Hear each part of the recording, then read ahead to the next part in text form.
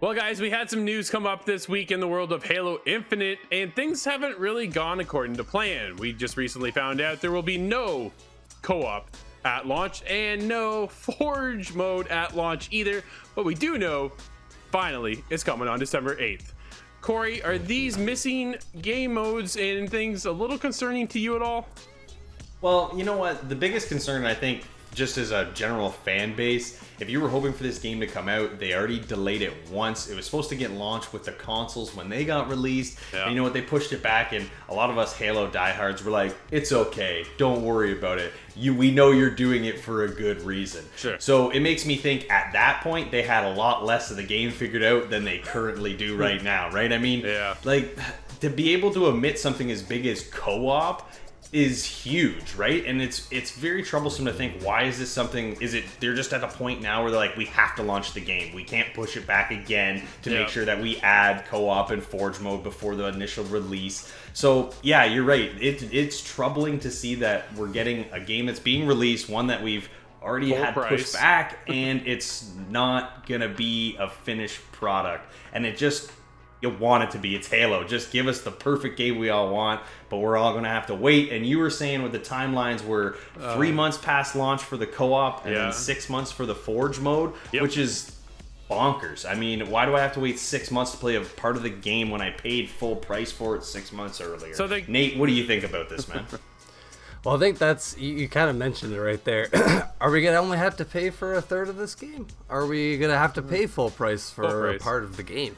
Because I've seen a lot of people throw that debate out there, and you don't know what, man, rightfully so. I mean, Halo's almost always, well, it's always launched with co-op. Halo 5 didn't launch with local co-op, so that's, that was a devastation in its own. That was a big misstep in its own. So this one, man, like, my initial thoughts were, I was really upset, man. Like, I almost didn't want to play Halo for about 5 minutes. I was super furious, but I don't know. I just let everything kind of soak in a bit, and I'm like, it's just 3 months. I'm just played Halo, and I'm playing Halo 2 right now. So Halo's always a game I'm gonna go back to. That's fair. And I think every single Halo experience I've ever, like every Halo game I've ever played, I've always experienced it by myself the first time. I always play single player. Co-op is great, but you get those distractions with conversation, and it's just, it's the Master Chief, man. Like, it's not two Master Chiefs, it's the Master Chief.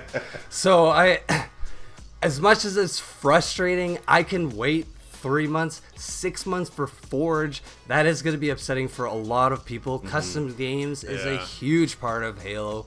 So to see that, coming a little bit later, especially with multiplayer games coming out as frequent as they are and as good as they are, that might hurt them in the long run, taking 6 months to have that part of their multiplayer there. I think co-op will upset some people, but it's not game breaking.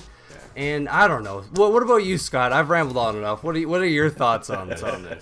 Well, in contrast to you, every time I've had Halo, of course, -5, I've played in a co-op setting the very first time.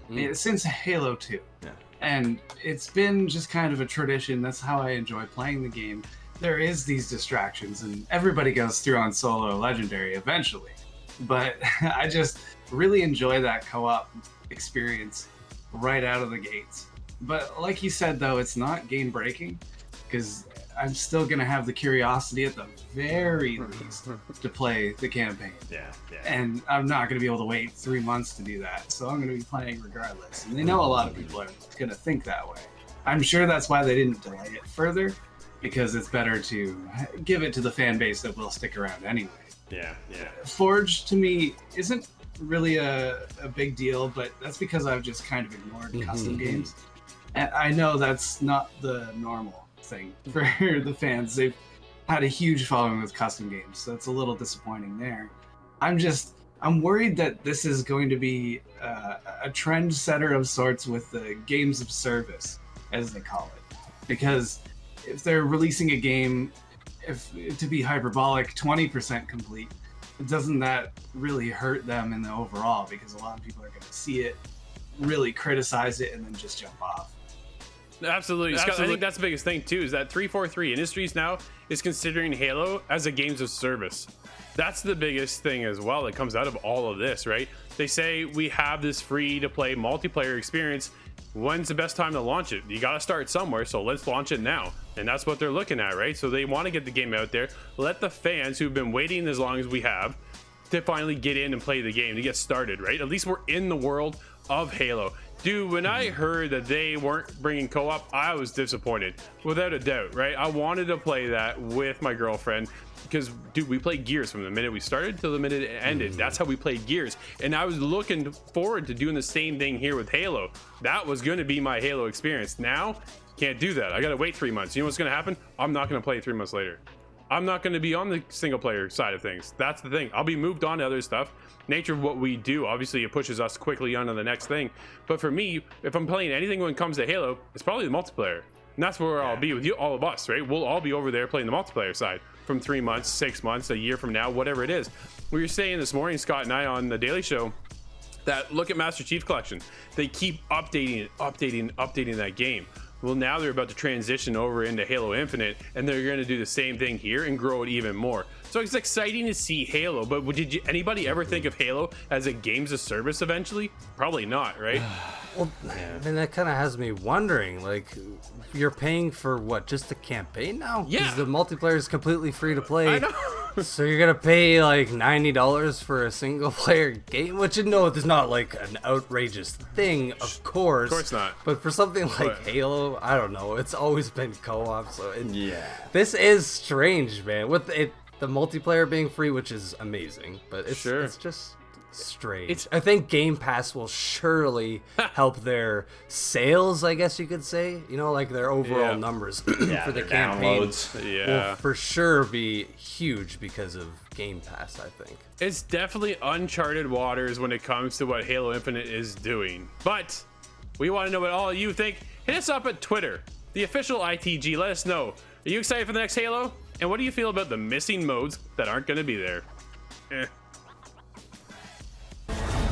Now, show me what you can do.